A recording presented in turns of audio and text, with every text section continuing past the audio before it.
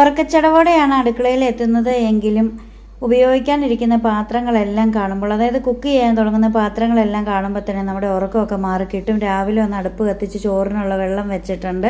കഞ്ഞിക്കുള്ള വെള്ളം എന്ന് പറയാം, കഞ്ഞിയാണല്ലോ പിന്നീട് ചോറായി മാറുന്നത്. വെള്ളം ഒന്ന് ചൂടായി വന്നപ്പോഴത്തേക്ക് അരിയൊക്കെ കഴുകി ഇട്ടിട്ടുണ്ട്. അതിനുശേഷം കറിക്കുള്ള പണി തുടങ്ങണം. അതിന് മുൻപായിട്ട് നമുക്കൊരു എനർജി പ്രധാനി കഴിക്കാനുണ്ട്. കട്ടൻ ചായയാണ്. ബ്രേക്ക്ഫാസ്റ്റ് കഴിക്കുന്നിടം വരെയുള്ള ഊർജം നമുക്ക് നൽകാനായിട്ട് ഈ ഒരു കട്ടന് കഴിയും. അപ്പോൾ മോട്ടർ ഇട്ടിട്ടുണ്ടായിരുന്നു, വെള്ളം ടാങ്കിൽ നിറഞ്ഞു എന്ന് വെള്ളം തന്നെ വന്ന് വിളിച്ച് പറഞ്ഞിട്ടുണ്ട്. അങ്ങനെ മോട്ടറൊക്കെ ഓഫാക്കിയിട്ട് കറിക്കുള്ള പണി തുടങ്ങി. എൻ്റെ ജീവിതത്തിൽ ആദ്യമായിട്ട്, അതായത് ഞാൻ ജനിച്ചേ പിന്നെ ആദ്യമായിട്ടാണ് വാഴപ്പിണ്ടി തോരൻ വയ്ക്കുന്നത് കേട്ടോ. അതുമാത്രമൊന്നുമല്ല, വർഷങ്ങൾക്ക് ശേഷമാണ് വാഴപ്പിണ്ടി തോരൻ ഞാൻ കഴിക്കുന്നതും.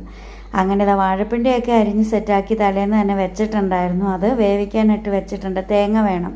കൈക്ക് ചെറിയ വേദനയുള്ളത് കൊണ്ട് തേങ്ങ ചേട്ടന് കൈമാറിയിട്ടുണ്ട്. ചേട്ടൻ ചിരകി തേങ്ങ തന്നിട്ടുമുണ്ട്. തോരൻ റെഡിയാക്കാൻ വെച്ചിട്ടുമുണ്ട്. തേങ്ങയൊക്കെ ചേർത്ത് വെച്ചു. അതിന് ശേഷം തേങ്ങ കൊണ്ട് വേറൊരു കറി കൂടി, വെള്ള ചമ്മന്തി. അപ്പോൾ ചമ്മന്തി കാണുമ്പോൾ ഒന്നുമില്ലെങ്കിൽ ദോശ അല്ലെങ്കിൽ ഇഡലി എന്നായിരിക്കും എല്ലാവരുടെ മനസ്സിൽ. നമുക്ക് ദൊഡ്ഡലി ഒന്നുമല്ല, ദോശ തന്നെയാണ് ഉണ്ടാക്കിയത്. പിന്നെ നമ്മളൊരു പയർ മെഴുക്ക് വരട്ടി കൂടി ഉണ്ടാക്കിയിട്ടുണ്ട്. ഒരു സൈസ് വലിയ ഇനം പയറായിരുന്നു ഞാൻ എൻ്റെ ജീവിതത്തിൽ ആദ്യമായിട്ട് കഴിക്കുന്നത്. അന്നത്തേക്ക് നമ്മുടെ ചോറൊക്കെ വന്നിട്ടുണ്ട്.